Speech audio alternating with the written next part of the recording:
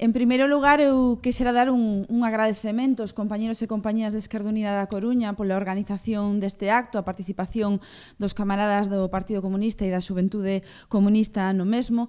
Para min é unha honra estar con estas dúas persoas nesta mesa que exemplifican co testimonio que os van trasladar como se vive desde lugares moi diferentes o que foi o conflito e o que está a ser o traballo para o proceso de paz en Colombia. En primeiro lugar, vai intervir o compañeiro Cristian Camargo, da Xuventude Comunista Colombiana. Eu creo que resulta imprescindible dar posiblemente unha visión do que se pode aproximar máis ao que é o día a día dos activistas políticos, dos camaradas e dos compañeros e compañeiras nunha Colombia que sufriu durante tantísimos anos este proceso interno. E despois intervirá Enrique Santiago, que eu para min é unha honra tamén presentar a este compañeiro, non só polo seu traballo a nivel profesional neste proceso como asesor xurídico das FARC, senón por todos os traballos e os procesos nos que ten estado participando Enrique dende o inicio da súa trayectoria política, tanto a acusación popular contra Pinochet como a querela do caso Couso, a querela pola Flotilla da Liberdade ou o caso Bárcena recentemente a través da acusación na que se personou tamén Izquierda Unida. Por lo tanto, unha trayectoria importante e é relevante trasladalo simplemente porque ás veces somos nos mesmas as que non apreciamos o traballo dos compañeros e das compañeiras e dos camaradas que temos na nosa organización e que probablemente o valor máis importante do que nos deberíamos sentir orgullosas. Por lo tanto, eu creo que temos dúas intervencións de excepción para trasladarnos o posicionamento sobre que está a acontecer coas negociacións e co propio proceso de paz, un proceso que debe poñer fin precisamente a un conflito que é moi antigo, que nace prácticamente coa declaración de independencia de Colombia e que sufriu ao longo de todos os anos diversos intentos de levar a cabo a paz infructuosos a toda agora e que seguramente, eu estou prácticamente segura que este sí vai ir adiante. Enrique nos explicará seguramente moi ben cales son os motivos, cal é o posicionamento que ten España neste conflito, prácticamente, neste proceso, de paz, nesta negociación prácticamente ausente, e é bastante chamativo, tendo en conta as relacións con Latinoamérica que debera ter o noso país, e probablemente un exemplo da perda de soberanía que ten España e desa dilución do papel que ten na propia Unión Europea, que, dende logo, o que non estivo foi axudando a resolución do conflito.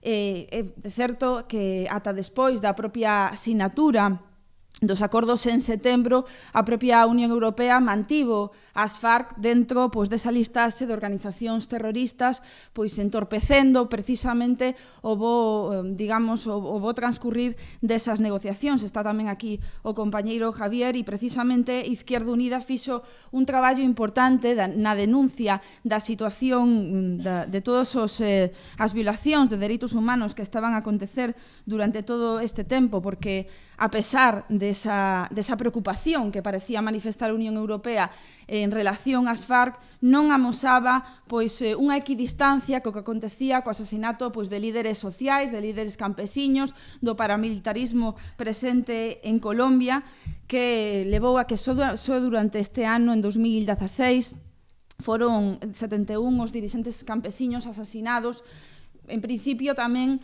nese afán por boicotear o camiño cara a esas negociacións que levaran ao proceso de paz, desaparecidos, ameazados, ameazadas durante este ano 2016. Estas circunstancias, ningunha preocupación aparente do Goberno de España nin da propia Unión Europea. Son especialmente importantes, imagino que os compañeros farán referencia despois, relativos a acordos o que ten que ver coa participación política e coa reforma rural sobre todo. Superado precisamente o trámite de ratificación por parte do Congreso, toca agora que precisamente ese traballo xurídico por parte e ese traballo legislativo por parte do Goberno para adaptar os acordos de paz á legislación colombiana se faga efectivo nos tempos cercanos. Por unha banda, para permitir precisamente o acceso do campesiñado ás terras e rematar con esas expulsións ou esa mobilidade forzosa dos campesiños e das campesiñas no interior do propio país, e precisamente para facilitar a incorporación á vía democrática, ao traballo político e democrático das forzas que durante todos estes anos mantiveron a defensa dese campesiñado. Polo tanto, eu non quero estenderme, me gustaría deixar a palabra aos compañeros que son os que vos van trasladar estas dúas visións moi relevantes para o que ten que ser a valoración e a reflexión que fagamos como colectivo e como organización deste proceso de paz, e polo tanto vos deixo con Cristian en primeiro lugar.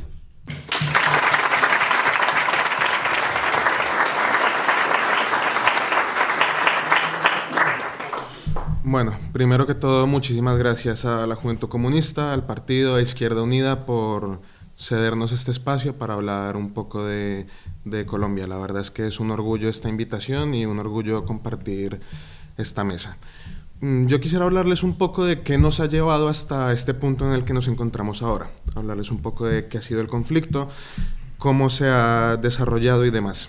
Lo primero es que los académicos no se ponen muy de acuerdo en cuál es el momento exacto del inicio del conflicto que ha vivido Colombia. Se baraja aproximadamente la década de 1960 hasta nuestros días. Sin embargo, nos encontramos que a lo largo de la historia de Colombia, echando un vistazo, frecuentemente ha habido guerra tras guerra tras guerra. Primero entre centralistas y federales, luego entre liberales y conservadores, luego podemos hablar del Estado frente a las insurgencias y demás. Sin embargo, nos encontramos varios antecedentes muy interesantes que nos dejan ver un poco también la lógica criminal que ha llevado a lo largo de la historia del Estado colombiano. Nos encontramos, por ejemplo, en 1928, durante una huelga de las bananeras, en particular los trabajadores de la United Fruit Company, donde se ponen en huelga y el gobierno de Estados Unidos amenaza al gobierno colombiano diciéndole: si no beneficias los intereses estadounidenses en Colombia, tendremos que intervenir militarmente. Partiendo de ahí, lo que hace el gobierno es ordenar una masacre en la que murieron, se calcula, entre 2.000 y 4.000 manifestantes. Esta escena la podemos ver muy bien, la relata Gabriel García Márquez en 100 años de soledad. Nos encontramos un periodo más o menos de relativa paz entre 1946 y 1948, hasta que irrumpe en el escenario político un señor liberal llamado Jorge Eliezer Gaitán, que logra, mediante un discurso, amalgar a varios sectores populares del país. Este candidato presidencial resulta ser asesinado y el gobierno, en ese entonces en manos del Partido Conservador, organiza, más allá del ejército y la policía, cuerpos paramilitares que en su momento se denominan pájaros y chulavitas, que se dedican a perseguir a la oposición liberal. Esta oposición liberal se va al campo y muchos se organizan en guerrillas liberales, que buscaban poco más que tener cierta participación política, y luego algunas simplemente querían tener un terreno en el cual cultivar, vivir y desarrollar plenamente su vida. En medio de esto nos encontramos que la burguesía colombiana, el Partido Liberal y el Partido Conservador, apoyan a un militar llamado Gustavo Rojas Pinilla para que haga un golpe de Estado y pacifique al país y persiga a esas guerrillas liberales. A muchas las persigue, otras se desmovilizan, entregan las armas y resulta que luego de eso los asesinan.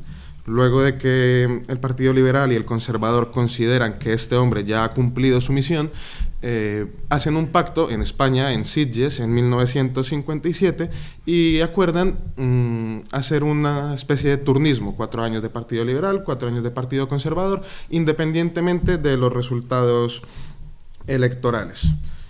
A partir de aquí podríamos remitirnos un poco también a qué es lo que provoca un conflicto, por lo menos el conflicto colombiano, porque nos encontramos que en toda Latinoamérica históricamente han existido problemas de desigualdad en la tenencia de la tierra, pobreza y demás.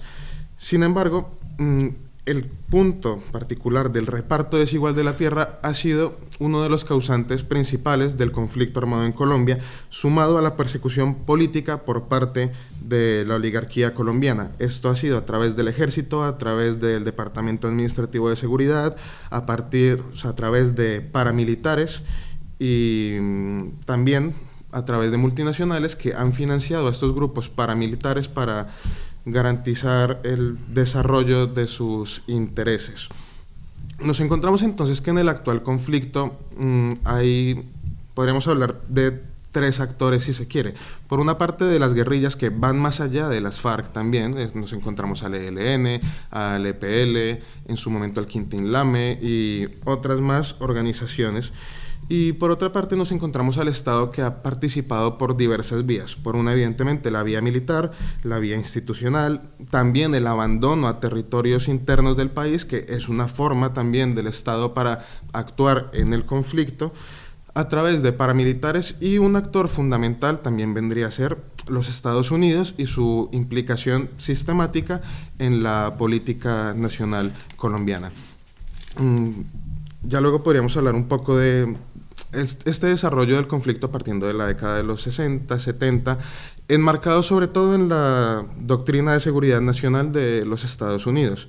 Esto implica que en toda Latinoamérica el ejército pierde esa facultad de proteger las fronteras, sino que se va a especializar en el ataque al enemigo interno, casualmente comunista.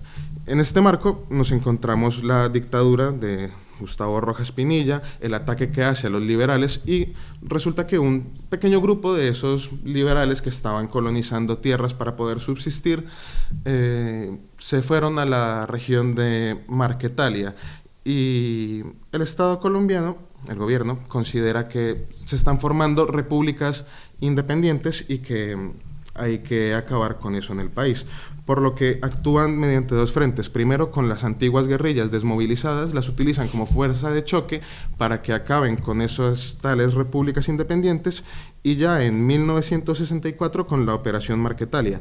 Hablamos de una operación militar de más de 16.000 soldados contra 50 familias campesinas, y resulta que este operativo militar resulta ser un fracaso, y estas 50 familias pasarán a convertirse en lo que conocemos ahora como las FARC-EP. Pasando ya un poco a los 80, nos encontramos con un exponencial crecimiento del movimiento guerrillero hasta el punto que se conforma la Coordinadora Simón Bolívar. Es un espacio en el que se agrupan todos estos movimientos insurgentes e intentan trazar una política común. Después de todo el desarrollo que lleva esto, nos encontramos en el 84 con un intento de proceso de paz, si se quiere, donde surge el partido político conocido como la Unión Patriótica, donde muchos cuadros de las FARC, pero no solamente, porque también estaba integrado por miembros de movimientos sociales, el Partido Comunista y demás, se organizan y llegan a conseguir una serie importante de alcaldías, ayuntamientos, representación parlamentaria, y el Estado colombiano, nuevamente demostrando esa lógica de exterminar a todo aquel que siquiera diera algunos atisbos de poder arrebatarle cierto espacio de participación política, opta por un plan de exterminio, un exterminio en el que se calcula que hay más de 5.000 muertos de nuestro partido, a lo cual le podemos sumar también desaparecidos, exiliados y un montón de víctimas que van desde 2 candidatos presidenciales a militancia de base y gente que simplemente por el hecho de ser familiar de alguien de la Unión Patriótica ya se catalogaba como guerrillero y se le asesinaba. Esto incluso ha sido catalogado como genocidio por la Corte Interamericana de Derechos Humanos. Los paramilitares ya no solamente actuaban contra la militancia de dicho partido, sino contra poblaciones rurales enteras en donde se decía que tal persona era padre o tío o primo de un guerrillero, y se optaba por hacer un cerco en toda la población y entraban paramilitares y en algunos casos el mismo ejército a exterminar a la población civil. También habría que decir un poco que la expansión del movimiento guerrillero en Colombia se puede explicar también por las transformaciones socioeconómicas que se dan en el país a lo largo de su historia. Se multiplican los focos de conflicto, en tanto que Colombia pasa de ser también un país netamente cafetero a ser un país minero, y la lógica del narcotráfico y del paramilitarismo opta por hacer lo que podríamos denominar una acumulación de tierras por despojo. Se saca a un montón de personas de sus tierras, se les expulsa, y muchas veces llega el paramilitar y le decía al campesino: o me vende esta tierra por un equivalente a 50 euros o menos, muchísimo menos, o si quiere directamente negociamos con su viuda. Lo matamos a usted y ya está, usted decide. Esto genera que Colombia tenga, hasta hace unos años, cuando empezó el conflicto en Siria, era el país con mayor desplazamiento interno en el mundo. En medio de todo esto nos encontramos con que el 9 de diciembre del 91, una de las guerrillas de Colombia, el M-19, se había desmovilizado, se llega a una Asamblea Nacional Constituyente y el gobierno insta a otros movimientos insurgentes a que dejen las armas sin más y se sumen a lo que ya estaba puesto sobre la mesa. Las FARC se niegan y el 9 de diciembre, el día que se hacían las votaciones de la constituyente, bombardea Casa Verde, que era donde se sabía que estaba instalada gran parte del secretariado de las FARC, sin mediar mayor palabra. Simplemente bombardearon y dijeron: vamos a cortar este tema de raíz, pero al igual que en el 64 no consiguieron absolutamente nada, y lo que hicieron fue volver a acrecentar la guerra en Colombia. En 1994 nos encontramos con una situación bastante complicada, en tanto que, si bien históricamente el paramilitarismo había actuado en Colombia, nunca lo había hecho de manera legal. Sin embargo, durante el gobierno de Álvaro Uribe Vélez, en la gobernación de Antioquia, antes de ser presidente, impulsó una ley para legalizar lo que se denominaba convivir. Se planteaba como unas fuerzas, o bueno, un movimiento de protección de las tierras, de los hombres de bien, pero resultó que estos hombres de bien lo que hacían era despojar de tierras a los campesinos para acrecentar, ya fuera los terrenos de un terrateniente o para garantizar la expansión de multinacionales y de minerías a lo largo del país. Resulta que la legalización de las convivir deriva en la formación de las Autodefensas Unidas de Colombia, conocidas en todo el mundo por sus masacres, por sus mutilaciones, y en teoría partían de una lógica también de combate al comunismo. Sin embargo, terminan siendo ejércitos contratados por narcotraficantes para defender sus propios intereses. En el 99 nos encontramos también de nuevo con Estados Unidos, con la visita del secretario de Estado, en el que le recomienda levemente al país que observe un poco cómo ha sido su política antinarcotráfico y que se adapte para lo que va a ser el Plan Colombia, una intervención militar por parte de Estados Unidos y un apoyo económico y logístico, ya no para el combate del enemigo interno. Ya no nos encontrábamos en la Guerra Fría, había que buscar otro enemigo, ahora nos encontramos al narcotráfico, y se va a crear el ideario de que la insurgencia en Colombia no tiene ningún ideal político, sino que simplemente se dedica a traficar con drogas y que son unos meros delincuentes. Por otra parte, esta lógica se va a ver complementada el 11 de septiembre con el ataque a las Torres Gemelas y George Bush haciendo su cruzada contra el terrorismo, y resulta que las FARC ya no son narcotraficantes, sino que ahora son narcoterroristas. Y bueno, van a querer luego implementar, si se quiere, un sistema castrochavista en Colombia, cosa curiosa porque ya se les ha despojado de toda base política, pero sin embargo sigue siendo un riesgo para la institucionalidad. Luego nos encontraremos ya con la presidencia de Álvaro Uribe, 8 años nefastos, ya no solamente de intensificación de la guerra, sino de persecución a movimientos sociales, a nuestro partido. Se calcula que durante su gobierno, solamente entre 2003 y 2005 hubo 250 casos de falsos positivos. Este término de falsos positivos ha sonado muchísimo en medios de comunicación colombianos, internacionales. Nosotros consideramos que es un eufemismo para hablar de ejecuciones por parte del ejército a personas que, por ejemplo, hay un caso muy sonado en el sur de Bogotá, donde un muchacho que ni siquiera tenía la capacidad de afeitarse él solo porque tenía problemas de salud, fue retenido por el ejército, fue llevado a otro lugar del país, disfrazado como guerrillero, le pusieron un fusil al lado y lo reportaron como una baja en combate. Luego resulta que este hombre era incapaz de manipular un fusil porque ni siquiera podía afeitarse a sí mismo. Y asimismo nos encontramos, pues, como digo, más de 250 casos en apenas 3 años. Y bueno, sin embargo, nos encontramos ahora, en este momento actual, con el gobierno de Juan Manuel Santos, en una coyuntura en la que nosotros consideramos que ni las FARC tienen la posibilidad de tomar el poder, ni el ejército colombiano tiene la posibilidad de acabar con la insurgencia por la vía militar. De esta manera, se refuerza un poco la tesis que durante 30 años llevan manejando las FARC y movimientos sociales, incluso el mismo Partido Comunista, de que la única salida a este conflicto es la salida política, la salida negociada, y ser conscientes de que aquí no hay vencedores, sino que es un acuerdo en el que dos fuerzas que se reconocen una a la otra se sientan y van a hacer un proceso de paz para acabar con la guerra en el país.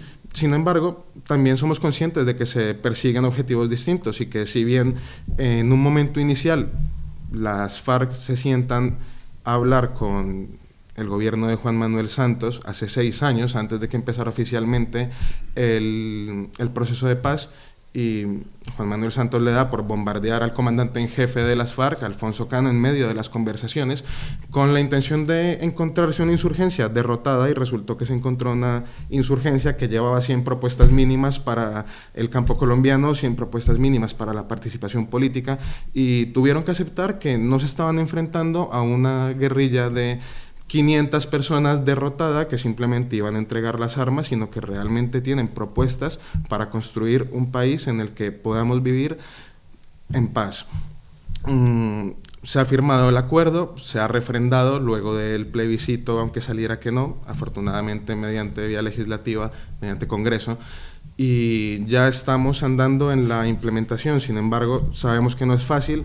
Ha habido ya asesinatos de líderes políticos, de la marcha patriótica, de movimientos sociales, campesinos, de zonas de reserva, y somos plenamente conscientes de que esto no va a salir adelante sin la movilización popular y sobre todo con el apoyo internacional que todos ustedes nos puedan brindar. Estamos convencidos de que ustedes, al igual que nosotros, como decía Gabriel García Márquez, también creen en que es posible la construcción de la utopía contraria, donde las estirpes condenadas a 100 años de soledad tengan por fin y para siempre una segunda oportunidad sobre la tierra. Yo no me pienso extender mucho más, así que le cedo la palabra a Enrique.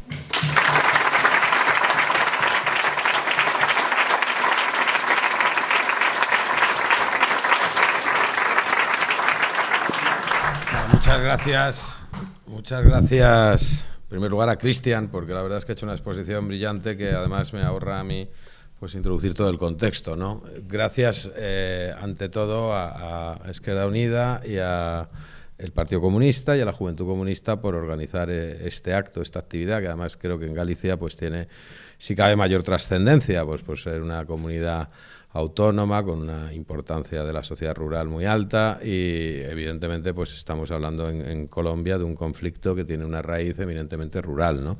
Gracias también a Eva, por supuesto, se me había olvidado por su intervención también, que ha servido para situar muy bien el contexto del acto, ¿no? Yo quiero empezar simplemente diciendo que, resumiendo lo que ha dicho Cristian, o sea, en el conflicto colombiano, dos son las causas esenciales de ese conflicto. Podría haber muchas más, pero dos son fundamentalmente. La primera, el acceso a la tierra, y la segunda, la participación política, es decir, los cauces de participación política, ¿no? Como bien se ha explicado aquí, o sea, en Colombia el desplazamiento forzado de campesinos, o sea, la usurpación violenta de su tierra, ha sido un mecanismo utilizado históricamente de forma continuada en procesos que se han ido repitiendo históricamente aproximadamente cada 20 años, y ha sido el mecanismo para acceder a la tierra y crear grandes latifundios, fundamentalmente ganaderos, ¿no? Mediante la usurpación violenta en un país pues con una geografía muy difícil, muy complicada, donde los campesinos han sido utilizados para tumbar monte, lo que se llama allí, es decir, abrir la selva para que pueda ser utilizada, para ser explotada, y una vez que los campesinos hacen estos procesos son indefectiblemente expulsados de forma violenta por los terratenientes utilizando ejércitos privados y ante la absoluta connivencia del Estado. Todo eso sumado a un mecanismo de reparto del poder político donde se hacía absolutamente imposible el surgimiento de fuerzas alternativas. Es decir, el caso del exterminio de la Unión Patriótica es el último caso más evidente, pero no ha sido el único. Previamente pues ocurrió igual con la Unión Nacional Opositora, ocurrió igual con Aluchar, es decir, en el momento que ha surgido una fuerza no ya de izquierda, sino una fuerza democrática capaz de presentarse como una alternativa real de poder, pues la oligarquía colombiana no ha dudado y el mecanismo ha sido el exterminio físico hasta la última persona, hasta la última gota de sangre, ¿no? Pero efectivamente en un contexto en el que evidentemente la oligarquía nunca ha querido realmente un proceso de paz, este es el cuarto proceso de paz con las FARC y el primero exitoso, ¿qué es lo que ha ocurrido para que haya nuevas condiciones, ¿no? En un país donde pues la clase dominante es realmente dominante? Es decir, el 53% de la tierra en Colombia, la tierra útil, está en manos de 2.300 personas y el 58% de los depósitos bancarios están en manos de 2.681 personas, o clientes, mejor dicho, personas físicas o personas jurídicas, ¿no? Sin duda alguna ha habido varios factores que han posibilitado avanzar en este acuerdo de paz y que haya concluido de forma exitosa. El primero, bueno, por primera vez hay una división de intereses, lo que en Colombia se denomina el establecimiento, la clase dirigente, la oligarquía, una división de intereses a cuenta de la rentabilidad del conflicto. Nos encontramos con una oligarquía rural, terrateniente, ya lo hemos dicho, habitualmente ganadera, para la cual la guerra es su forma de vida, es su forma de enriquecimiento, es su forma de acumulación de riqueza. Y, sin embargo, nos encontramos en los últimos años con una oligarquía urbana, financiera, industrial y, sobre todo, vinculada a la globalización, que comienza a ver que la guerra le resta oportunidades de negocio. Es decir, esos cambios en las mayorías sociales y políticas que han posibilitado avanzar el proceso de paz, pues podemos pensar que han sido por causas éticas, humanísticas, o probablemente el análisis más correcto sería pues tanto más pragmático, decir, bueno, lo que hay son claros intereses, ¿no? Por eso este cuarto proceso de paz sí ha habido un bloque social y político que mayoritariamente ha estado a favor del proceso y ha sido posible construirlo por esa fractura en la oligarquía colombiana y un sector de ella que se vincula al proceso de paz, o lo impulsa incluso. Y fíjense el ejemplo, o la constatación, cuando el presidente Juan Manuel Santos llega a la presidencia en el año 2000, llega a la presidencia con el lema de las locomotoras del desarrollo. Santos lo que promete al país es una lluvia de millones en inversión extranjera que va a mejorar el empleo, mejorar las condiciones de vida, etcétera, etcétera. Al año de estar en el gobierno, ese dinero no llega. Y no llega porque, evidentemente, la guerra sobre todo provoca inseguridad jurídica, en un momento en el que los grandes territorios por explotar están bajo control guerrillero o con una alta presencia guerrillera. Y esto, aquí hago un paréntesis, porque este va a ser uno de los grandes problemas del posacuerdo, de la implementación. Es decir, cómo se va a hacer para que la paz en Colombia no traiga un problema serio de despojo de recursos o incluso medioambiental, que incluso por la explotación incontrolada de recursos naturales. Es decir, eso es algo a lo que la sociedad colombiana tiene que estar ahora muy vigilante, porque evidentemente son inmensos territorios vírgenes que se van a abrir ahora mismo a posibilidades de explotación internacional. Segundo lugar, un contexto en América Latina absolutamente distinto a lo ocurrido en los últimos años, ¿no? un contexto determinado por los procesos de integración económica, social, política, UNASUR, CELAC, Mercosur, un proceso que se abre sin duda alguna a final del siglo XX, sobre todo con la victoria electoral del presidente Hugo Chávez Frías en Venezuela, y que impulsa todos esos procesos de integración, ¿no? Y aquí hago otro paréntesis, o sea, nadie sabe o nadie valorará con exactitud el importante papel que Chávez tuvo en el proceso de paz en Colombia. Es decir, el avance del proceso de integración en la América Latina, en la América del Sur, y sobre todo la posibilidad de configurarse como una alternativa con capacidad de defender su soberanía frente al gigante del norte, frente a los Estados Unidos, es algo que comprendió inmediatamente Chávez, y el conflicto en Colombia es un serio factor de distorsión para ese proceso. En primer lugar, porque es el portaaviones de la injerencia de los Estados Unidos, es decir, son más de 11 bases militares y una participación activa no solamente en el conflicto, sino desestabilizando los países de la región. Es decir, Brasil, por ejemplo, es un país al que no le hace ninguna gracia la presencia de bases estadounidenses a 50 o 60 kilómetros de sus fronteras. Porque, si ustedes recuerdan, hace 6 años Estados Unidos propuso en las Naciones Unidas crear un protectorado internacional sobre la Amazonia, y eso evidentemente tenía un serio destinatario, único destinatario, que era Brasil, evidentemente. Es más, los planes estratégicos de defensa de Brasil desde hace años solamente contemplan la eventualidad de una posible invasión de la Amazonia, es decir, todos sus planes estratégicos de defensa son en defensa, en preservación de una injerencia extranjera en la Amazonia. Imagínense de dónde podría venir esa injerencia extranjera, evidentemente. Y un tercer factor, la administración Obama. La administración Obama, que ha pretendido reconfigurar sus relaciones políticas con América Latina, y muestra de ello, bueno, pues el intento de reorganizar sus relaciones con Cuba, o mejorar sus relaciones con Cuba. Es decir, es un contexto muy importante que posibilita avanzar 4 años de un proceso pues que ha sido difícil, pero que, contrariamente a lo que han venido defendiendo los enemigos de la paz, ha sido uno de los procesos de paz más rápidos del mundo. Es decir, el proceso de Irlanda del Norte duró 11 años, el proceso de El Salvador duró 9 años, el proceso de Guatemala duró 8, en Angola fueron 15 años. Es decir, los procesos de paz en el mundo duran mucho tiempo. Este ha sido un proceso que se ha construido en un periodo relativamente rápido, es decir, un año, el 2011, de exploraciones secretas en Colombia, 6 meses, 8 meses al final de exploraciones ya reservadas pero públicas en Cuba, que dieron lugar en noviembre del 2012 al denominado Acuerdo General de La Habana, que es la agenda de conversaciones, y a partir de noviembre del 2012, realmente comenzando formalmente el 2 de enero del 2013 en La Habana, el proceso de paz que ha concluido formalmente el pasado 24 de noviembre del año 2016. Es decir, ha sido un proceso relativamente rápido, o de los más rápidos de los que ha habido en el mundo, aprovechando esta situación, ¿no?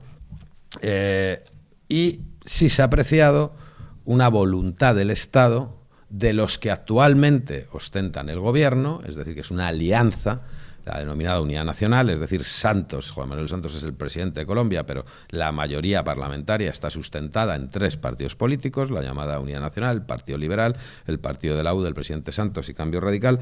Entonces, una voluntad del gobierno de aceptar las 2 premisas de cambio fundamentales. En primer lugar, la reforma rural. En segundo lugar, erradicar la violencia de la vida política. Y esto es un elemento muy importante, es decir, las FARC ni han pretendido ni pretenden hacer la revolución en la mesa de conversaciones, al igual que le han recordado al Estado constantemente que no pretenda ganar en la mesa de conversaciones lo que no ha sido capaz de ganar en el campo de batalla, evidentemente. Lo que se pretende con el proceso de paz es simplemente corregir unas desigualdades estructurales que hay en el campo colombiano, y, por otra parte, garantizar un marco de confrontación democrática, pacífica, que posibilite que no se extermina a los opositores o a cualquier fuerza política que surja con capacidad de ser alternativa. Es decir, de esta forma continuar los procesos de transformación social, incrementarlos, transformación social y política, por vías pacíficas en ese contexto muy importante de integración regional, económica y política de América Latina, que aunque ahora pueda tener en estos momentos algún retroceso, sin duda alguna es un proceso irrefrenable históricamente que va a continuar avanzando, ¿no? Y para erradicar la violencia, ¿qué hace falta? Pues un compromiso claro con la erradicación del paramilitarismo, que es un serio problema histórico y estructural en Colombia. Y fíjense ustedes, si es problemático, que hasta ahora en Colombia no está prohibido el paramilitarismo. En Colombia no hay una ley que prohíba el paramilitarismo.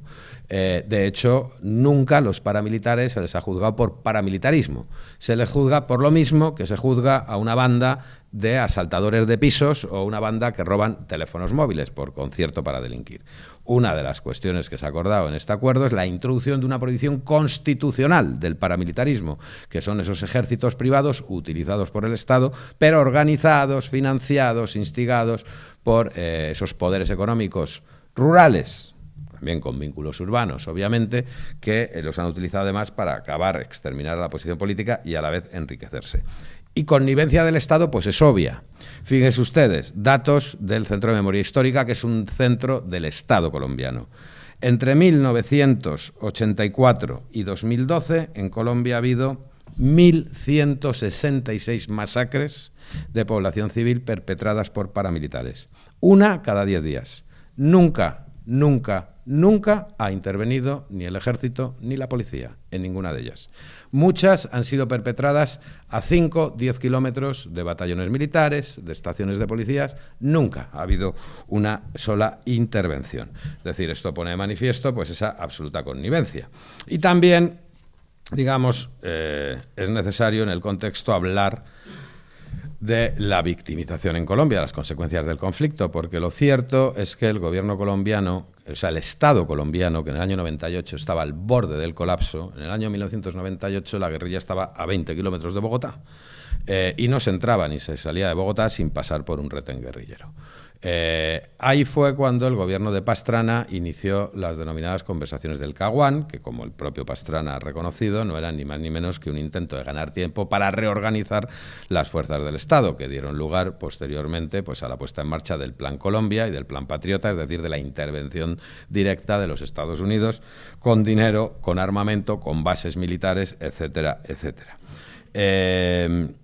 Los datos de la victimización, o mejor dicho, un factor importante en esa reestructuración de la estrategia de guerra del Estado, además del refuerzo militar, fue la propaganda de guerra. Es decir, la propaganda de guerra, como bien contaba Cristian, se ha sabido utilizar muy bien, y eso hay que quitarse el sombrero, por parte del Estado colombiano, reduciendo una rebelión campesina, que además, como también ha dicho Cristian, es decir, las FARC no son una guerrilla de origen comunista. Las FARC son los restos de la guerrilla del Partido Liberal, que a partir de 1964 se defienden de esa agresión militar, esas 50 familias, y acaban convirtiéndose en una organización comunista, porque entiende que esa es la forma en que tienen mejor de defender los intereses y los derechos de los campesinos, ¿no? Los datos de victimización han sido apagados por esa propaganda de guerra que ha reducido el conflicto a una cuestión de orden público, de un Estado que combate a una guerrilla narcoterrorista. Sin embargo, si nos desprendemos de esa propaganda de guerra y vamos a los propios datos también, no de organizaciones internacionales de derechos humanos, que son todavía más clarificadores, o no de la comunidad internacional, de las Naciones Unidas, simplemente a los datos del Ministerio de Interior colombiano, Unidad de Víctimas. Los datos de victimización recogidos por el Ministerio de Interior colombiano, probablemente falseados, porque muchas veces las víctimas no dicen que la victimización se la ha causado el ejército y se la endilgan a las FARC porque les es más fácil declarar eso ante un funcionario. Pero bueno, cojamos esas cifras. Según el Estado colombiano, 50% de las víctimas del conflicto causadas por paramilitares. 28% causado por agentes del Estado y 15% causado por todas las guerrillas, no por las FARC, por todas las guerrillas. Y el resto, 6-7%, el Estado lo asigna o a actores no identificados o a organizaciones criminales, mafiosas, narcotraficantes. A pesar de eso, a cualquiera de ustedes le preguntan a cualquier ciudadano en Colombia quién es el mayor agente de victimización en el conflicto, las FARC. Bueno, pues eso es el resultado de la propaganda de guerra. Y esto está muy vinculado con el manejo políticamente inadecuado que el gobierno colombiano le ha dado a las estrategias de este proceso. Cuando el gobierno colombiano decide realizar el plebiscito, eso es una decisión unilateral. No es fruto de un acuerdo en la mesa de conversaciones y las FARC se oponen radicalmente. ¿Por qué? Por dos factores. En primer lugar, el derecho a la paz no es un derecho consultable, es decir, el derecho a la paz es un mandato, es un derecho fundamental de cualquier persona. Es un derecho fundamental que cualquier persona tiene por el mero hecho de haber nacido y no depende de la opinión del vecino en ningún sentido, igual que cualquier derecho intrínseco a la persona humana, es decir, el derecho a la dignidad de la persona, el derecho a la libertad, el derecho a la vida, el derecho a no ser maltratado. Eso no depende de la opinión que tenga nadie en un plebiscito ni en una consulta. Son lo que se denomina en derecho derechos contramayoritarios. Da igual la opinión de las mayorías, porque si optamos por un modelo, un sistema de plebiscito para regular derechos fundamentales, nos podemos encontrar con que hay minorías que se privan de derechos políticos por decisión mayoritaria. Entonces, ese fue un argumento. El otro argumento de las FARC, ¿cuál fue? Hombre, es absurdo pretender someter el resultado de un proceso de paz a una consulta si previamente ustedes no cambian la política de propaganda de guerra.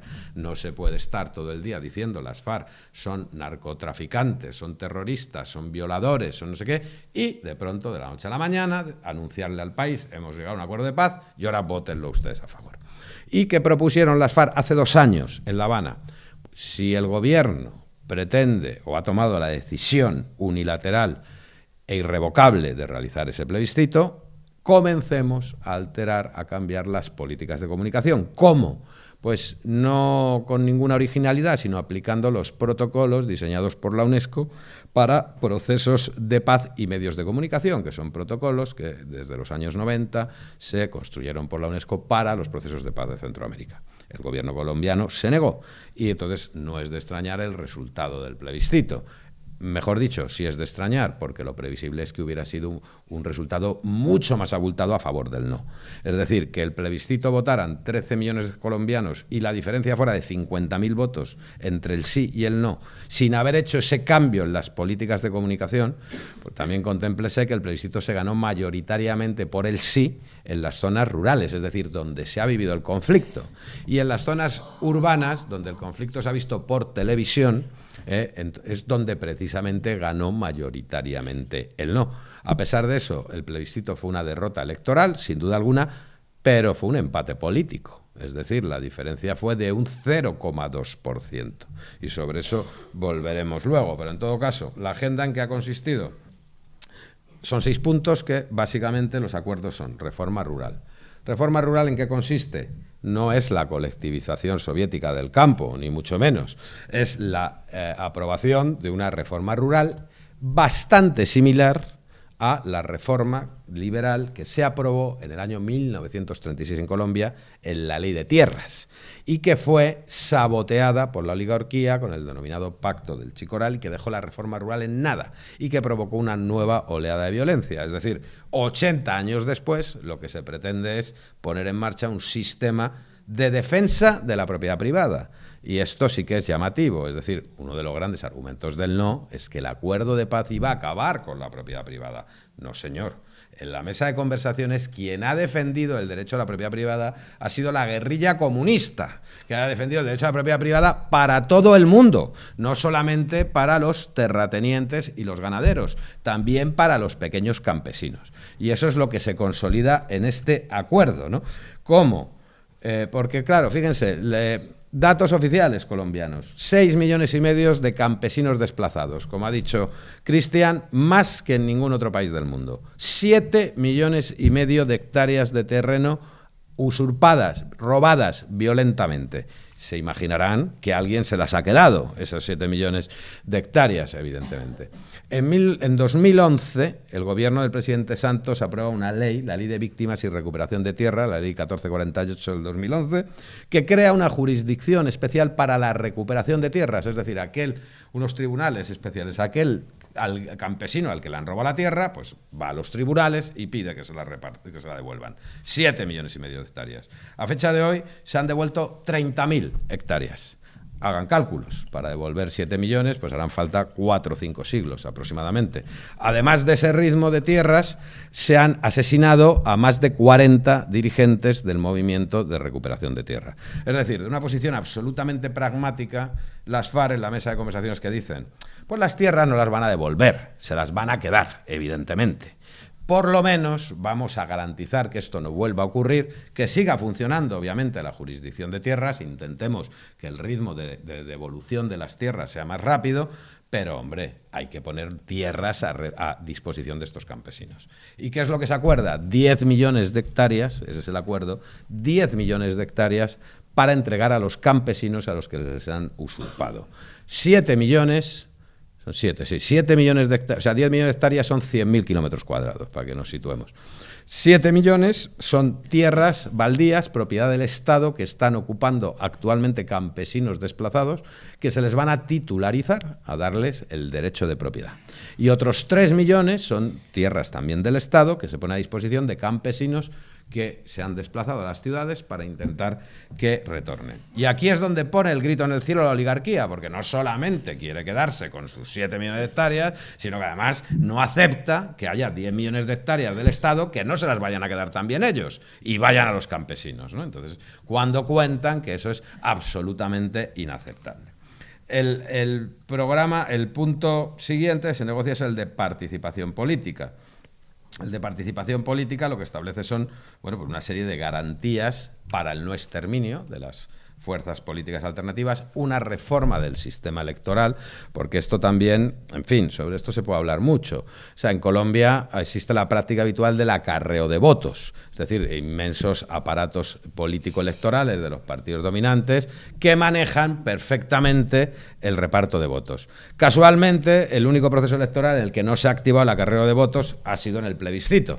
Ahí el gobierno, pues resulta que en ese caso no consideró, por lo visto, conveniente poner en marcha el acarreo de votos. Pero lo que se trata con la reforma electoral es que esto no vuelva a ocurrir y, en general, la erradicación de la violencia.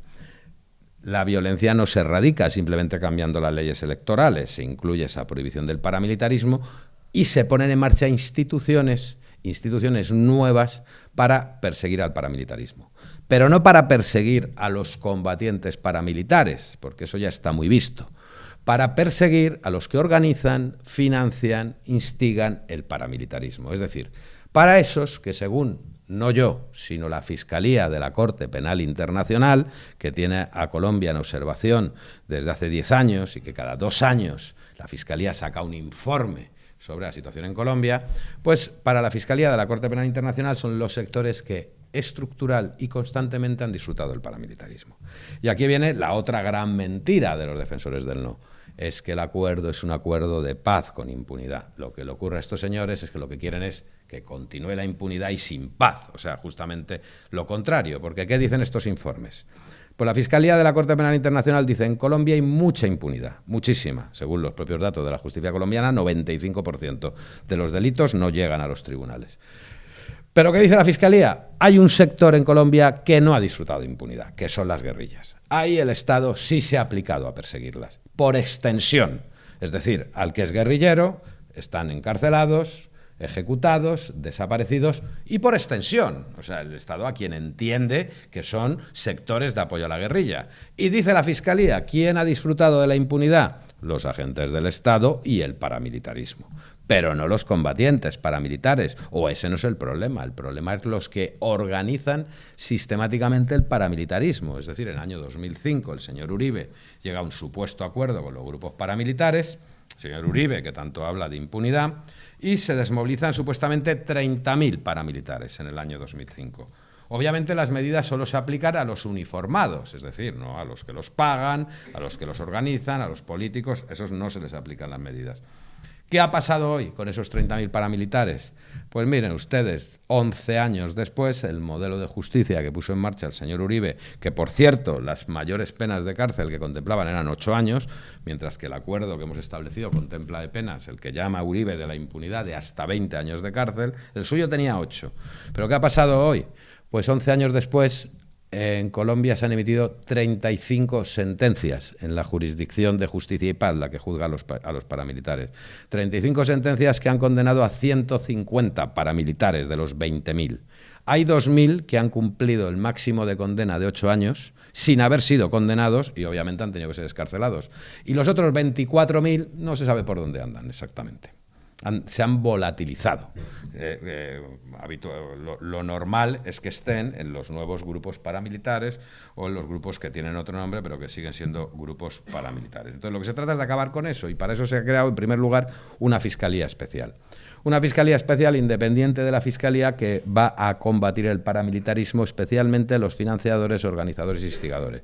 Y esto ha provocado que la Fiscalía General de la Nación ponga el grito en el cielo. Porque claro, la Fiscalía, que en 50 años no ha tenido capacidad para combatir el paramilitarismo, le indigna mucho que ahora, fruto del acuerdo, vaya a haber una Fiscalía paralela que combate eficazmente el paramilitarismo, pero incluso sin quitarle competencias. Porque ¿qué dice el acuerdo? No, si no se le quitan competencias a la Fiscalía General que haga su trabajo. Ahora, si no lo hace, la otra también lo puede hacer. Entonces veremos en ese régimen de competencia de libre mercado que tanto gusta al sistema capitalista, cuál de las dos fiscalías trabaja más rápido y es más eficaz, ¿no?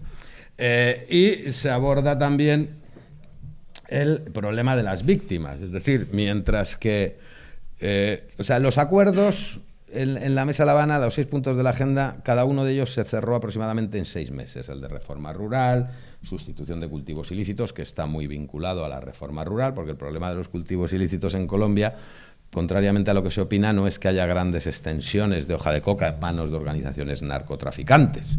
No. Lo que hay es una inmensa masa de campesinos pobres en zonas abandonadas del Estado, donde no hay carreteras, no hay infraestructuras, que pueden plantar lechugas, pero nadie les va a ir a comprar las lechugas. Y tampoco tienen ni cadena de frío, ni cadena de comercialización para conservar esas lechugas.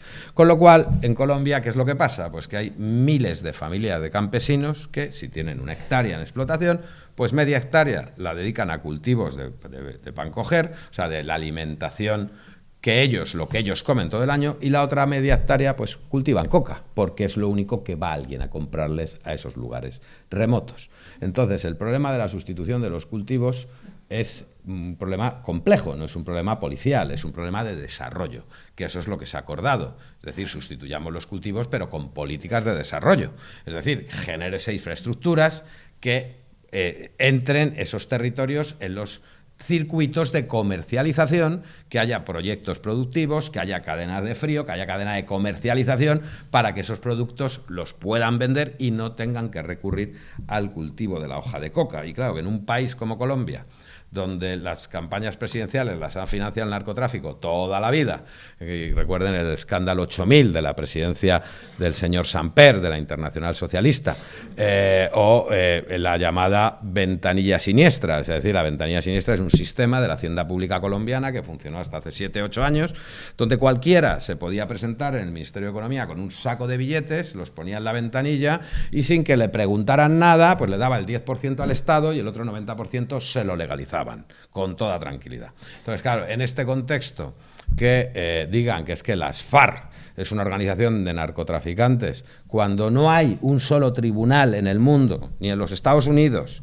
ni en España, por donde entra el 90% de la cocaína que entra en Europa, ni en Colombia, no hay un solo tribunal donde haya incautado 100 gramos de cocaína, 100 gramos a las FARC, pues no deja de ser un argumento también muy peculiar. Pero lo que decía es que todos estos acuerdos se han cerrado en 6 meses, mientras que los 2 que más ha costado cerrar ha sido, casualmente, el de desmantelamiento del paramilitarismo, se tardó 12 meses y se trabajaron 53 borradores, que se dice pronto, y el de justicia, que es víctimas y justicia. Y aquí viene, digamos, el gran reto. del proceso, ¿no? Y sobre esto ha habido además también, bueno, pues muchas críticas sobre la supuesta impunidad. Cuando empezó el proceso de conversaciones, el gobierno colombiano ya tenía claro cuál era el modelo de justicia que quería. De hecho, el gobierno colombiano tuvo la práctica, por no calificarla, de aprobar una reforma constitucional en el año 2012, en mayo, el denominado Marco Jurídico para la Paz, es decir, 5 meses antes de que empezaran formalmente las conversaciones, ya el gobierno colombiano había aprobado una reforma constitucional con el modelo de justicia que se iba a aplicar. ¿Y en qué consistía ese modelo de justicia? Pues era muy sencillo. El gobierno colombiano decía, no, vamos a juzgar a los máximos responsables del conflicto. Poquitos. Unos pocos por el lado de las FARC y otro lado por el lado del Estado. El lado de las FARC, pues era bien sencillo. ¿Quién? Pues los miembros del secretariado, o el Estado Mayor, como sea el Estado Mayor de las FARC son 35, pues esos 35. Por el lado del Estado, fácil, unos pocos generales, lo que ellos llaman las manzanas podridas, se les juzgan. Claro, ¿qué es lo que dijo las FARC? Bueno, en primer lugar, mire usted, aquí esto no se trata de solventar este asunto de 52 años de guerra con unos poquitos y unos máximos responsables. Aquí todo el mundo habrá que examinarle responsabilidades, todo el que tenga responsabilidades. Segundo, si se trata de determinar máximos responsables, por el lado de las FARC está claro que es el Estado Mayor. Ahora, por el lado del Estado no son los generales. Si ustedes dicen que esto es un Estado democrático, aquí ha habido presidentes y consejos de ministros, con lo cual los máximos responsables, y lo dice el artículo 28 del Estatuto de la Corte Penal Internacional, que el cargo público no da ningún tipo de inmunidad, pues los máximos responsables son los presidentes y los ministros. Ante ese argumento, claro, al Estado ya no le pareció tan bien lo de los máximos responsables y entonces estuvo dispuesto a examinar otro tipo de alternativas. ¿Qué alternativa? Bueno, el modelo que se ha creado intenta 2 cosas. En primer lugar, acabar con la impunidad, esa impunidad estructural en Colombia. Y en segundo lugar, garantizar los derechos que el derecho internacional reconoce a las víctimas, que no es sencillo, es el derecho a la verdad, a la justicia, a la reparación y a la no repetición. Acabar con la impunidad, o sea, la impunidad tiene 2 factores fundamentales en cualquier lugar del mundo. Uno, la impunidad se puede motivar por un sistema de normas defectuosas, es decir, normas que no combaten la impunidad, que no persiguen los hechos que provocan victimización. Pero tú puedes tener normas maravillosas, pero que el resultado sea también una situación de impunidad. ¿Por qué? Porque los procedimientos de aplicación son absolutamente ineficaces, con lo cual el resultado sigue siendo el mismo. Entonces, el reto era tan sencillo como procesar cientos de miles de victimizaciones, es decir, se habla de 300.000 muertos, 60.000 desaparecidos. 60.000 desaparecidos es más que la suma de los desaparecidos de la dictadura militar argentina, chilena, uruguaya, paraguaya y brasileña juntas. Es más que eso. 6 millones de desplazados, innumerables casos de violencia sexual, de torturas. ¿Cómo procesas eso? En un tiempo aceptable. O sea, para que ustedes hagan una idea, la Corte Penal Internacional, que empezó a funcionar en el año 2002, lleva emitidas 25 sentencias desde el año 2002. Ya les he dicho antes lo de Justicia y Paz, 35 sentencias que afectan a 150 personas. Es decir, el reto no es sencillo. Y, por otro lado, claro, el sistema tiene que examinar responsabilidades, pero a la vez cerrar un capítulo de la historia y procurar la reconciliación, evidentemente. Entonces, el sistema, con toda esa defensa, o sea, con toda esa garantía de aplicación del derecho a la verdad, a la justicia, a la reparación y a la no repetición. Entonces, el sistema que se ha creado con muchas dificultades con el gobierno, porque el gobierno no lo aceptaba, pero al final acabó aceptándolo, es un sistema que lo que hace es estimular desde el primer momento el reconocimiento rápido, temprano, completo, detallado y exhaustivo de verdad, o sea, ofrecimiento de verdad y reconocimiento de responsabilidades. A los que reconozcan verdad y responsabilidades, obviamente, primero, por supuesto, hay una ley de amnistía, faltaba más, es decir, todos los delitos políticos, es decir, el delito de rebelión y todos los delitos conexos al delito de rebelión, obviamente quedan amnistiados. Y no se amnistían lo que las leyes internacionales no permiten amnistiar, que son los crímenes internacionales, los graves crímenes de guerra, los delitos de lesa humanidad y el delito de genocidio. Aquí hay un primer debate, y es qué se hace con los agentes del Estado. Es decir, sí, porque claro, delito político de rebelión amnistiable solamente cometen los guerrilleros, obviamente. Aquí hay una primera cuestión que es importante diferenciar, es decir, esto no es un caso, a pesar de que se denomina sociológica, periodísticamente, de justicia transicional. Aquí no hay una transición entre un régimen autoritario y un régimen democrático. Esto no es el fin de una dictadura militar, el marco jurídico es otro. Esto es el fin de una guerra, es el fin de un conflicto armado interno. Aquí no se aplica prioritariamente el derecho internacional de los derechos humanos. Lo que se aplica prioritariamente para acabar el conflicto es el derecho de los conflictos armados, es decir, el derecho internacional humanitario. Y el derecho internacional humanitario, la Convención de Ginebra prevé claramente que a la finalización del conflicto armado se concederá la amnistía más amplia posible a todos los contendientes. Es decir, no es lo mismo una situación de fin de una dictadura militar donde ha habido unos señores que se han alzado en armas contra el orden constitucional, que en ese caso el derecho internacional no les reconoce el derecho a la amnistía en absoluto. No es lo mismo eso que una guerra donde ha habido dos bandos contendientes que el derecho internacional sí reconoce el derecho a la amnistía a ambos bandos, por lo amnistiable, no por lo no amnistiable. Es decir, en ese marco primero se concede la amnistía y quedan los crímenes internacionales, es decir, los crímenes graves que han causado la más seria victimización. Lo que se trata es de estimular ese ofrecimiento de verdad. Y claro, ¿el problema cuál es? Porque las FARC desde el primer momento han dicho, no, nosotros vamos a reconocer verdad, es decir, nosotros no tenemos nada que ocultar. Obviamente, en una guerra, por supuesto que se cometen errores, es decir, las guerras no las hacen los angelitos, las guerras son guerras. Y en las guerras, por muchos ideales revolucionarios, pues hay graves errores, y esos errores causan, sobre todo una guerra de 50 años, y esos errores causan víctimas que no se deberían haber causado. Pero obviamente en una posición consecuente, de izquierdas, coherente, pues lo primero es reconocer eso. Es decir, oiga, la finalidad de nuestros planes de guerra por parte de las FARC nunca ha sido causar víctimas, causar crímenes de guerra, crímenes de lesa humanidad. El resultado de nuestras acciones, desgraciadamente, a veces sí lo ha provocado víctimas inocentes, y eso evidentemente tiene unas responsabilidades. Y es más, y digo, este es el primer proceso de paz en el mundo, el primero donde las partes de mutuo acuerdo han decidido someterse voluntariamente al examen de todas sus responsabilidades. Esto solamente ha pasado en otros procesos de paz cuando ha habido una intervención de la comunidad internacional que ha obligado a hacerlo. Si no, los procesos de paz en todo el mundo acaban con amplias leyes de amnistía, se mira para otro lado y aquí no ha pasado nada. Es decir, y eso ha sido una estrategia que han mantenido las FARC, con una consecuencia, una actitud coherente y consecuente de una fuerza política de izquierdas y revolucionaria que tiene que hacer frente a los excesos y los errores que haya cometido. Y aparte porque políticamente es lo más interesante y lo más inteligente. Es decir, si tú pretendes una situación que aspira a la normalización política, cerrarla en falso, pues lo que va a ocurrir, si esto se hubiera pretendido cerrar con una amnistía general, lo que va a ocurrir, como ha pasado en El Salvador, es decir, en El Salvador hace 3 meses, la Corte Constitucional acaba de declarar nula la ley de amnistía del proceso de paz. O como pasó en Argentina, en Chile, a la finalización de las dictaduras, que las Cortes acabaron declarando inconstitucionales esas normas porque daban toda la amnistía, o sea, absoluta amnistía, y hay delitos que no son amnistiables. Sí. Pero la única forma de acabar de que ese sistema sea ágil, que haya un reconocimiento rápido, es romper lo que las organizaciones criminales, mafiosas, los crímenes de sistema, se llama técnicamente, pues es el pacto de silencio o la omertá mafiosa. Es decir, ¿qué llegaron a anunciar los militares colombianos? Vamos a dar orden de que no se diga la verdad. Eso no funciona.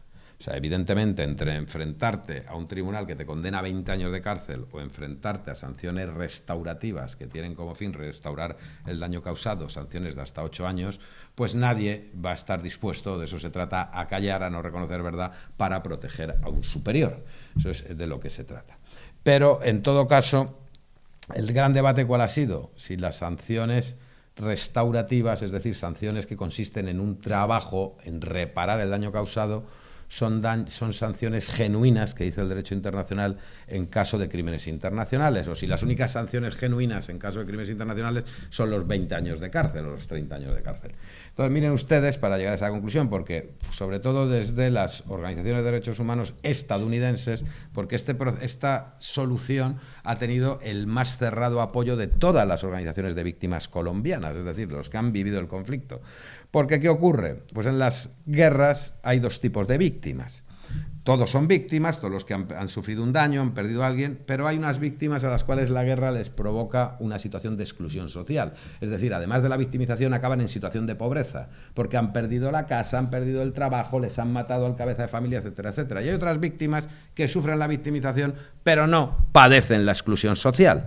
Y esto ocurre siempre. A la finalización de las guerras, pues las víctimas que no han padecido exclusión social dicen no, cárcel. Y las víctimas que han padecido exclusión social dicen, no, a mí no me fastidie, a mí no me sirve de nada que metan al responsable del asesinato de mi padre 30 años en la cárcel. Yo lo que quiero es poder estudiar, acceder a un trabajo digno, a tener un futuro digno. Entonces ese debate se examina desde ese punto pragmático, pero desde el punto de vista incluso, si eso no acorda al derecho internacional, si son sanciones genuinas, las sanciones restaurativas frente a las de cárcel. Miren ustedes, y con esto voy acabando. Derecho a la verdad, la justicia, la reparación y no repetición. Los 4 derechos que establece el derecho internacional. Examinemos una sanción de cárcel. Y esto es un debate que afecta a todo el derecho penal. ¿Qué tipo de sanciones? ¿Una sanción de cárcel garantiza el derecho a la verdad? Pues no. Es verdad judicial exclusivamente y en este caso se impone al que no reconoce la verdad. ¿Garantiza el derecho a la justicia? Sí, porque se impone en un procedimiento judicial. ¿Garantiza el derecho a la reparación? En absoluto, a la víctima no le repara lo más mínimo. ¿Garantiza el derecho a las garantías de no repetición? Genera una expectativa, es decir, una vez que se hayan cumplido los 20 años de cárcel y esa persona salga de la cárcel, veremos si está resocializada y si se garantiza la no repetición. Es decir, garantiza un derecho, el derecho a la justicia, y genera una expectativa respecto al de no repetición, y hay 2 derechos que no los garantiza, el de verdad y el de reparación. Examinemos la sanción restaurativa. ¿Garantiza el derecho a la verdad? Pues sí, porque si no se ofrece verdad completa, detallada, exhaustiva y temprana, no hay sanción restaurativa. ¿Garantiza el derecho a la justicia? Pues sí, porque se impone en un procedimiento judicial. ¿Garantiza el derecho a la reparación? Hombre, es que la sanción es reparación. ¿Garantiza el derecho a la no repetición? Genera una expectativa. Igualmente, cuando el infractor cumpla la condena, se verá. Es decir, garantiza 3 de los 4 derechos y crea una expectativa de cumplimiento del 4º derecho. Es decir, no parece que las sanciones restaurativas en materia penal no sean genuinas conforme al derecho internacional. Y acabo, pues simplemente, porque se nos acaba el tiempo, pues diciendo, bueno, pues la importancia de la correcta implementación, es decir, lo que se acuerda sobre el papel está muy bien, es una parte muy importante, pero realmente lo difícil de los procesos de paz es luego llevarlo a la práctica. En este acuerdo hay un calendario muy detallado porque además el año 2018 es año electoral en Colombia y eso pues es un factor de distorsión. Habitualmente en los procesos de paz lo que hay estudiado es que lo que no se implementa en los 2 primeros años es muy complicado luego que se implemente, las agendas políticas cambian, y en este acuerdo lo que hay es un calendario muy estricto de implementación legislativa, que de hecho ya está en marcha. O sea, a final de este mes, la semana que viene, se va a aprobar la ley de amnistía, se va a incorporar a la Constitución este sistema de jurisdicción especial para la paz, se incorpora un nuevo artículo constitucional que obliga durante 13 años a todas las autoridades del país a cumplir el acuerdo de paz, se están ya preparando todos estos borradores de normas contra el paramilitarismo, la Fiscalía Especial y, paralelamente, el proceso de dejación de armas. El proceso de dejación de armas comenzó el pasado día 1. Y está habiendo retrasos. ¿Por qué está habiendo retrasos? Pues por 2 cuestiones fundamentales. Porque hay un retraso en el cumplimiento del Estado de determinadas cuestiones previas, sin las cuales, porque la primera fase consiste en el desplazamiento de los guerrilleros desde los campamentos guerrilleros hasta las zonas veredales, son las zonas de concentración, donde se va a hacer la dejación de armas, la destrucción de las armas ante las Naciones Unidas, ante la misión de verificación de las Naciones Unidas. Hay una serie de compromisos en el acuerdo para hacer posible ese desplazamiento a la zona veredal. Lo primero y obvio, pues la suspensión de las órdenes de captura. Si no se suspenden las órdenes de captura, no se puede atravesar medio país porque el riesgo es que sean detenidos. Segundo, Lo que dice el acuerdo es que a la vez que se inicia el proceso de dejación de armas, se excarcelan a los presos de las FARC. Los que son indultables con la actual legislación antes de que entre en vigor la ley de amnistía, pues quedan indultados. Y los que no son indultables con esta legislación y tienen que esperar a la ley de amnistía son trasladados a las zonas veredales, es decir, ya son excarcelados y van a esas zonas veredales y ahí esperan la aprobación de la ley de amnistía. Y luego esos dos hechos no se han cumplido, es decir, no se han suspendido las zonas de captura todavía, ni se ha excarcelado a los presos, que son un total de 3.500 presos de las FARC, aproximadamente 1.000 tenían ya que estar excarcelados porque tienen delitos indultables y los otros son trasladados a las zonas. Pero luego hay otro problema, que es todavía mayor, que es que el Estado no ha construido las infraestructuras necesarias en las zonas de acogida, de las zonas de concentración, es decir, no hay dónde llegar. Las FARC llevan diciendo, porque este acuerdo se firmó en mayo, es decir, es una falta de previsión. Las FARC llevan diciendo meses, denos los materiales, nosotros construimos las zonas en 3 días. No tenemos ningún problema. Hasta hace 2 semanas el Estado se ha negado a darles los materiales. Ahora ya hace 2 semanas les han dado los materiales y está empezando entonces el proceso para intentar recuperar el tiempo perdido, ¿no? Lo que se trata entonces es simplemente que el proceso de dejación de armas avance lo más pronto posible y que se pueda implementar correctamente todos estos acuerdos, pero para eso es imprescindible el acompañamiento internacional y la verdad es que también es imprescindible el acompañamiento de la sociedad civil, de las organizaciones políticas, ¿no?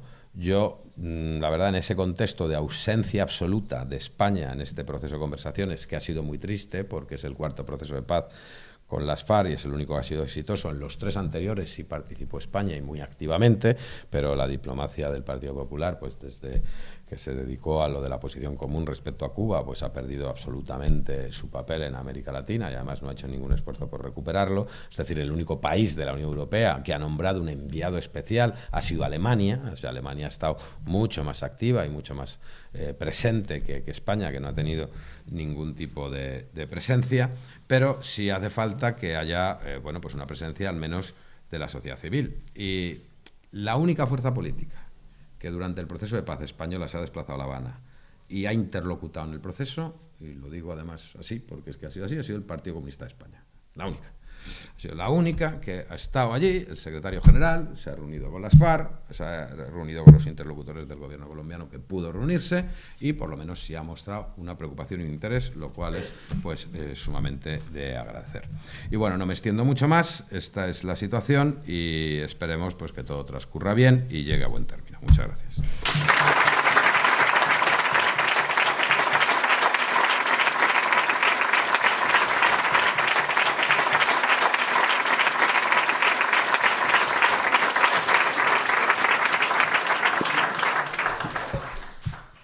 Bueno, moitas gracias aos dous. Imos abrir unha quenda pechada de palabras, non temos moito tempo, así que se alguén quere preguntar algo, pedimos que se sades escuetas e escuetos, así que están os compañeros co micro.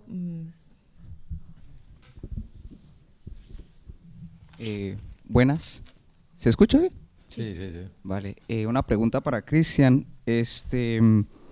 ¿Cuál es el posicionamiento del Partido Comunista frente a una eventual precandidatura del senador Jorge Enrique Robledo, actual, bueno, líder del Partido Polo Democrático? Esa es la pregunta. Respondo ahora. Pues a ver, la posición es que no tiene, o sea, nosotros consideramos que no tiene ningún sentido justo en este momento lanzarse como opción única de la izquierda y considerar que él es el aglutinador de toda la izquierda, rehusando a acercarse siquiera a hablar con la insurgencia y con el partido que pudiera, o movimiento político que pudiera salir de ahí. O sea, lo que él no puede hacer es autorreferenciarse y considerar que es él o nada y que él es lo único que hay de izquierda. Nosotros optamos por un movimiento amplio, desde el partido optamos por la reunificación de los comunistas, pero algo más allá de eso también, o sea, una cuestión amplia en la que puedan converger distintos movimientos políticos y sociales en donde incluso el señor Robledo, si quisiera, podría tener cabida, pero el problema es que si él no se quiere sentar a hablar con nadie más porque él es la ortodoxia de la izquierda, pues poco podemos hacer nosotros, la verdad.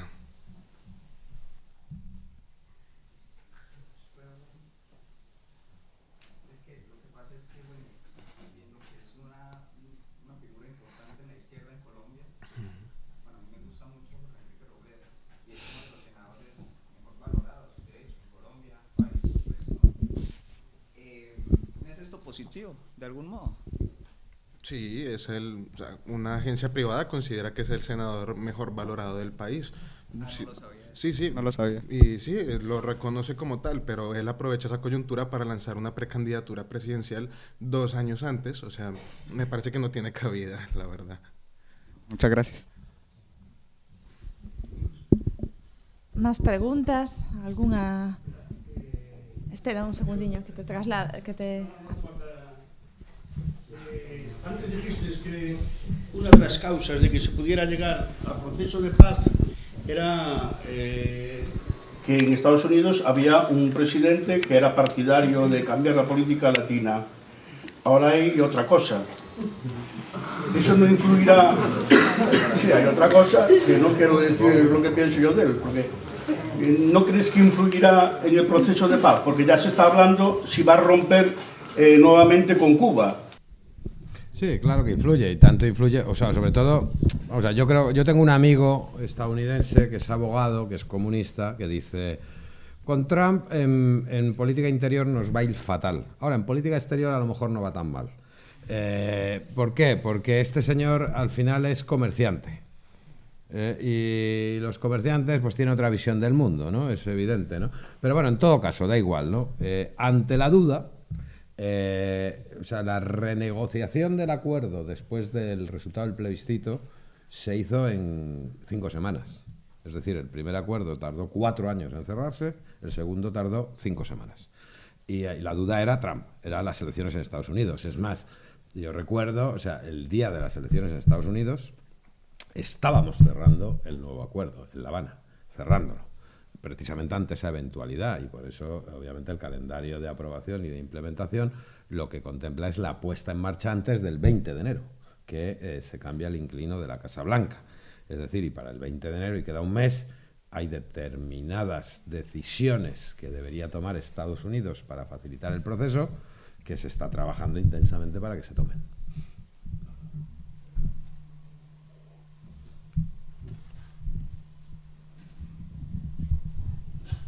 Bueno, pois se non hai máis cuestións, damos por finalizado o acto, agradecer aos dous poñentes, resumir nun espacio tan breve de tempo un conflito que é tan complexo e obviamente terse desplazado ata aquí para estar hoxe con nós. Gracias a todos e a todas vos tamén por estar aquí.